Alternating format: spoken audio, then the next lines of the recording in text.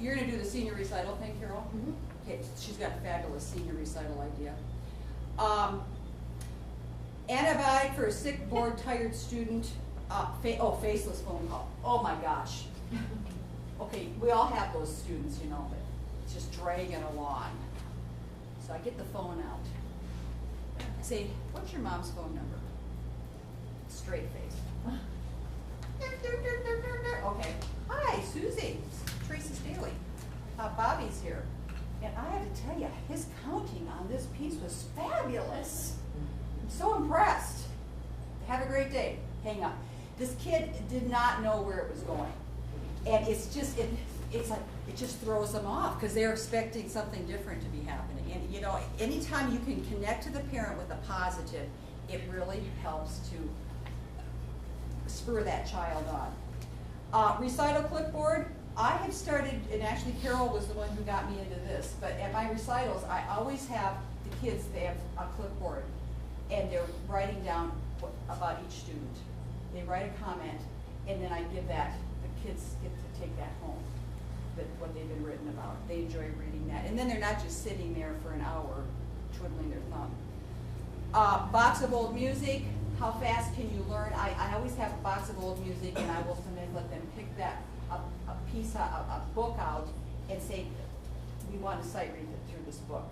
You got 2 weeks to do it, or a week, or whatever, just to kind of give them a short-term project. Pepto-Bismol and the practice flu. I was sick last year, and I had some Pepto-Bismol, and I got it out, and I had it, it came to me. I had this thing, and I put it on the piano. I said to these little kids, hey, do you know what this is? You know, like, oh, well, I know that's when you're sick. I said, yeah. I said, so now if I ever hear something that sounds a little sick in your piece, I'll just hold this up. And so they'll be playing something, and the rhythm isn't clear, and I just hold it up. What's this? What isn't quite healthy with this? And it's just a way of, you know, then they would say, oh, my rhythm isn't right or something. So I use that. And the last thing, I guess, is toxic students. And I more and more, like I said, I am about healthy. We have to feed our own souls. A happy teacher is an effective teacher. And it's a lonely, solitary journey when we're sitting there teaching. We need to connect with other teachers and have friendships.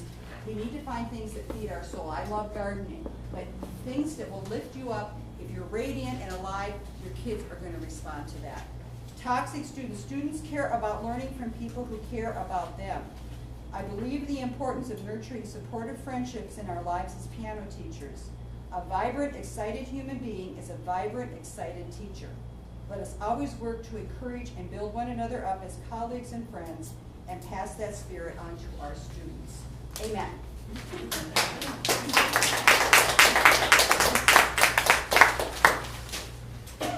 Well, I chose to talk about recitals because I grew up having horrific experiences with recitals to the point where I blocked them out of my memory entirely, and I can only remember three things from 3 different recitals from the time I was in the 3rd grade to the time I was in the 12th grade. They just made me almost sick. So I want to talk about recitals because one of the things I like to try to do is make recitals fun and interesting. And so I have to ask the question, why do we have recitals? People used to have recitals, I think, to show off their students, and parents could come and see how well their students could do, you know. And the thing is that students, I think, this is an opportunity for them to make music together. And in the same way that people used to get together before television, before the radio, they used to get together and they would make music just for the fun of it. And so what are some of the things we need to think about? I think every teacher is different, every student is different, and so what works for one teacher doesn't necessarily work for another teacher.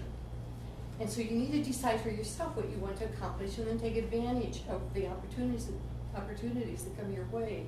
Try different things and make it fun. Don't be afraid to be outrageous, silly, or goofy. If you have fun, chances are your students also will have fun. And I was thinking about our guest who's coming next month, because when we lived in Montana, at one of the conventions, at all conventions in Montana, the faculty of the various universities always perform recital. And Steve, on one of the recitals, was playing something, and I can't remember what it was, but at one point in the recital, he was playing along, and the instruction in the music is to get up and sit on the piano. You know, so that was part of the song. Well, it took everybody by such surprise, and, you know, of course, everybody laughed. And it was, he has a great sense of humor in doing these things. So this worked. So these are just some ideas, and some of them, I'm sure most of you do a lot of these. One of the teachers in Ann Arbor was great. She was a fabulous pianist, a fabulous accompanist. In addition to her students' individual piano lessons, they also had to be in an ensemble group. It was either a jazz ensemble, it was a string ensemble group.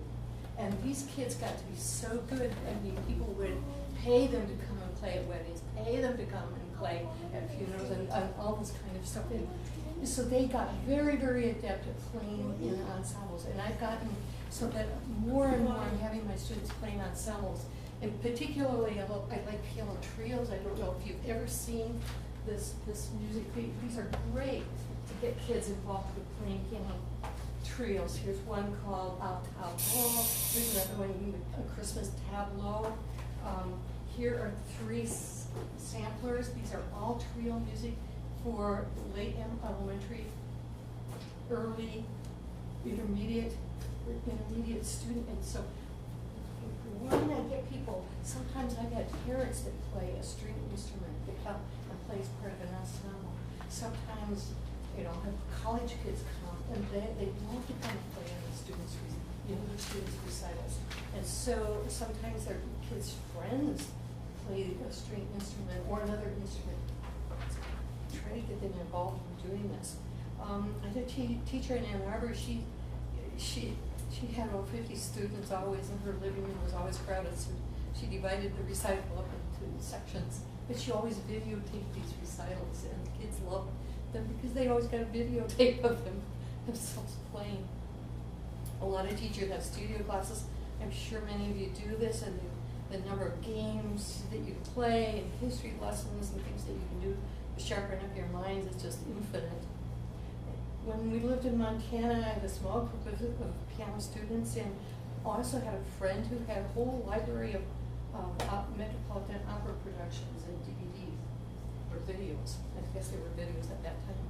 And so one time I got all my students together, and they watched complete opera. It was the elixir of love, with a kind of corny premise. And so it was just perfect for them. But I mean, Hansel and Gretel would be an opera with kids could come, and they've never seen a real opera before. So this is an opportunity to expose them to that. Another teacher in Ann Arbor built a harpsichord, and she was so generous. She let me rent it for a month, and so I had it in my dining room where I had my piano, and the kids came and they took their lessons on the harpsichord, and they came time to do the recital, which was a month later. After the recital was on harpsichord, and it was on the piano, and so the kids had an opportunity to play with their parents using a harpsichord and talk a little bit about what they've learned about the harpsichord and so forth. You can do that by renting a digital piano. I always like kind of interesting to have students play their piece on the piano and then turn around and play it on a digital piano and have them set it up in whatever crazy way they wanted to set it up so that you could hear the same piece as you're in a different way. I always let students play their school instruments on recitals. They love to do this, and very often they'll bring them to their lessons and they'll show me what they're doing. And what better way can you get kids interested in playing together and making music together?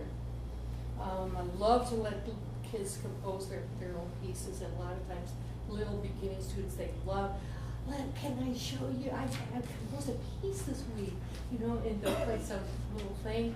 But we usually take it a little bit further, and I have them kind of figure out how to write it down, and sometimes they'll put it together in a little book with pictures and whatever, and then we tie them together with a little ribbon, and this is like a Christmas gift to their parents, for instance. I've had students get up in recitals and introduce themselves, and talk about their piece, and I always thought that was kind of a chancy thing, because a lot of times people get kind of panicky when they have to actually get up and talk. little kids don't seem to have any problem doing it. They just get up and, they tell who they are, and they tell them what they're playing, and they tell them their parents something interesting about the piece, and the parents have a chance to do it. I have parents get involved with playing duets, accompanying their own kids. Except for little tiny kids, parents sometimes can be a little nervous, so they're more nervous about themselves than they are playing with their kids. So usually when the child is really small, I play with them. But as kids get older, the parents get involved, and parents love to do this.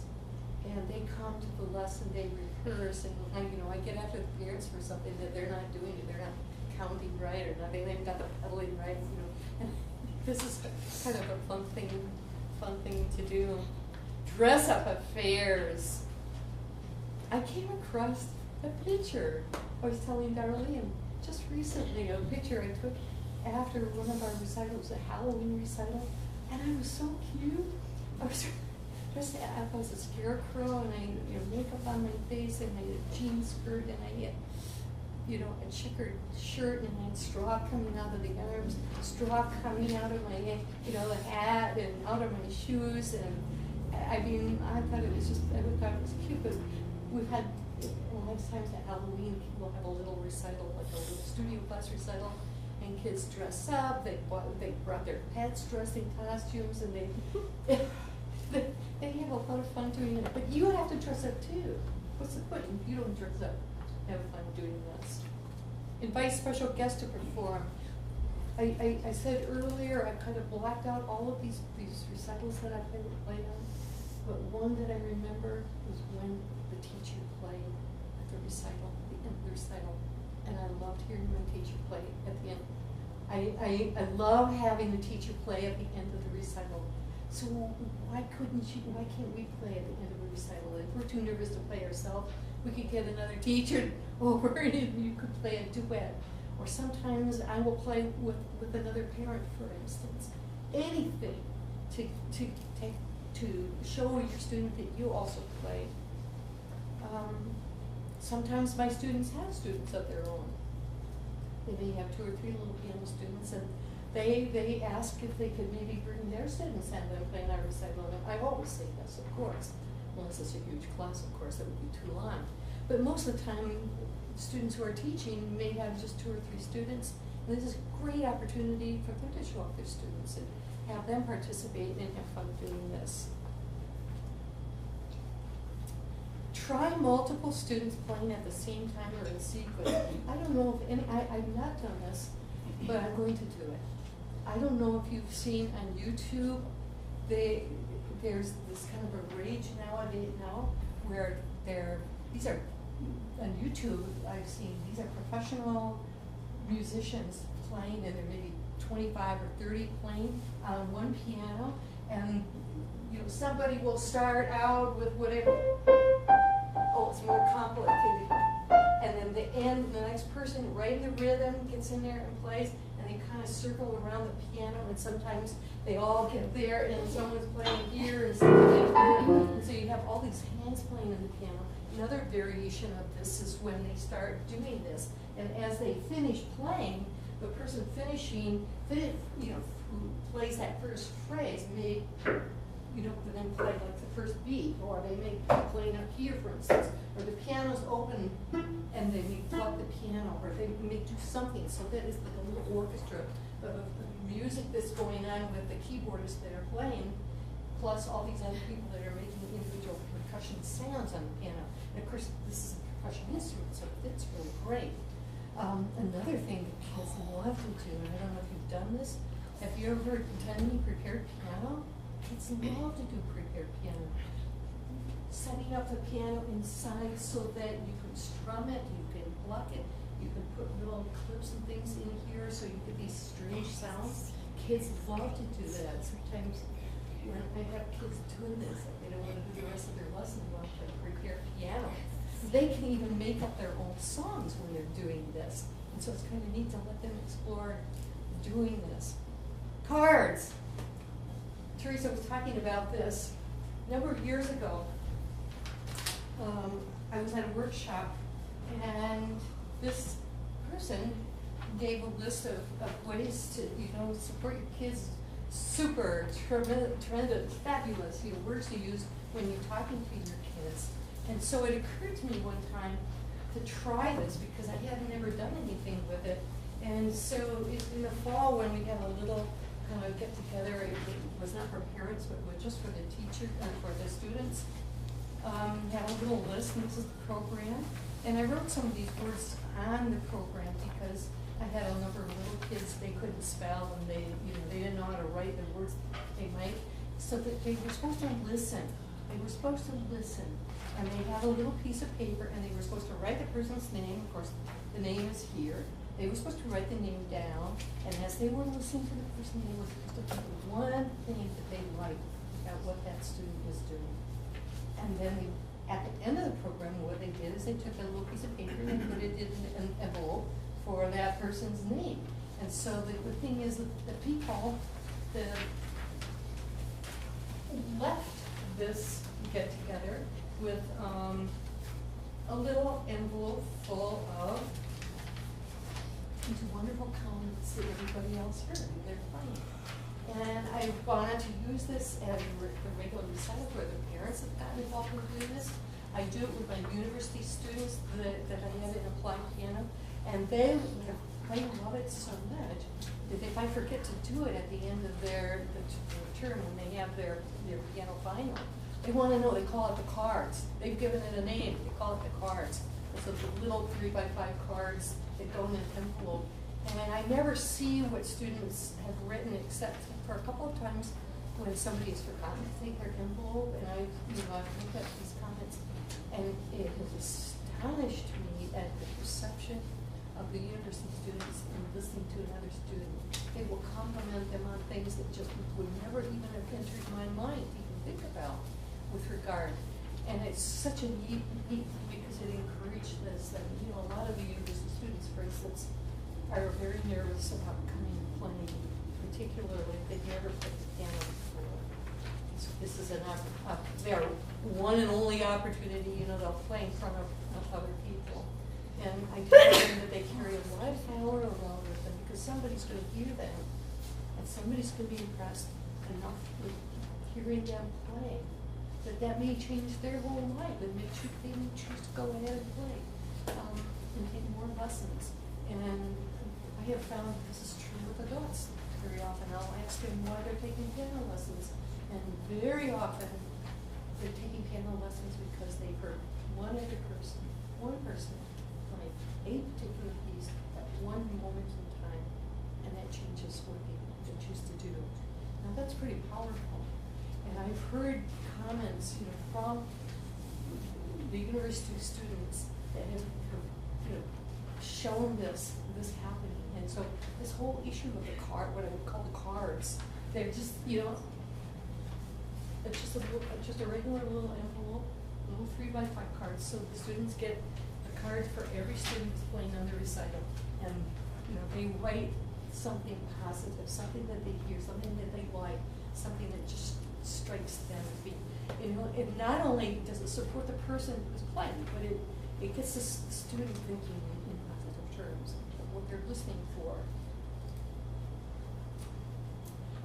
Oh my goodness, the teacher in Montana, when I judged a few years ago in California, I was there for 21 straight days judging. The chairman in the town of Pleasanton has every one of her students has one of these. It's a little medallion.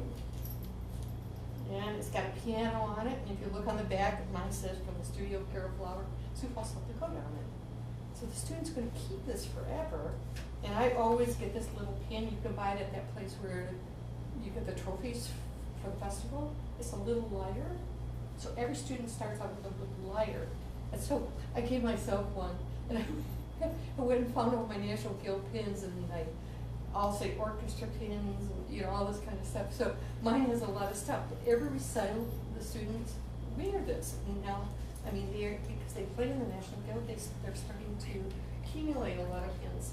So one of the things also, I get this from a catalog company called Crown. So you can find it online. You can get any colored ribbon you want. They've got all kinds of these medallions. They have these little pins, and I love these little pins. I don't know if you can see them, but I give these to students. If they finish 5 books in the course of the year, they get one of these little pins. And it's a little star, and across the top it's got these little 5 stars kind of flying across the top. And so for every 5 pieces, or every 5 books that they finish over the course of the year, they get one of these little pins. So if they add these little pins, if they do something special, if they play in the MTNA competition, you know, they get a special pin. And this company just has all kinds of pins available. Special needs recital. I have to tell you about Ann Barnes. Ann Barnes was a teacher in Ann Arbor who was an elderly lady. She's no longer alive. Her students loved her. She had 50, 60 students at all times. Until the day she died, she had students. And she loved her students, and they were like, she was like a grandmother to them. She was like another person in her family. They thought so highly of her. And one year she was telling me she had a little boy who was mentally deficient, mentally challenged. He just didn't have it within him to be able to play in a recital. She wanted to do something special for him, and she talked to the parents, and this little boy was the only child of 2 parents that were very, very smart, very accomplished. One was a lawyer, one was a doctor. They had a lot of money, they had a big grand piano. This was their only child, and so they got together and they decided they'd have a special recital for this little boy. And they would dress up in their tuxedos and their fancy gowns. And mother planned all these hors d'oeuvres and champagne and special punch for the little boy. And they got together and listened to him play a piece that probably took maybe 10 seconds to play. And it was such a special thing, and I thought to myself, how often do we go overboard, beyond the call of duty, you know, for a student that's special, that needs, you know, some special attention. She was that kind of a teacher, and so I've kind of always remembered that. I've had students over the years that have played recitals, and this is one of the latest ones where a student played a senior piano recital, and you see they took these goofy pictures, photos that they put in the front of the program. They did a program that encompassed the Baroque, the classical, romantic, and they ended with a 2-piano number by a Russian composer. But then they ended with a medley of tunes of their own, tunes that they enjoyed. And this was a medley for their family and friends. They played it With a Wink and a Smile from Sleepless in Seattle, Learn to Be Lonely from the Phantom of the Opera, Make Someone Happy from Sleepless in Seattle, The Music of the Night, Phantom of the Opera. And these are all solo works that they arranged themselves so that they could be played as 2-piano works. So here we've got students that are doing their own arranging. Here we have students that are doing their own programs, they're writing their own program notes. And so their program had program notes. The parents really went way overboard, and gigantic reception afterwards. But it was kind of neat to be able to see students do this. I try always to do something special with seniors, and this was a little girl. I mean, she wasn't really, you know, she wasn't interested in doing a finger recital with this. But this little girl was kind of special because she would come to her lesson, and the first thing she would do when she'd sit down is she would start playing all of these songs that she'd played on recitals since she was a little girl. She started with me, so and she played them while I was kind of getting my pencil sharpened and whatever before we started the lesson. And so I said to her, you know, let's do something special. You know, this is going to be your last semester in piano. And I said, what about all those songs? And these are all songs that when I gave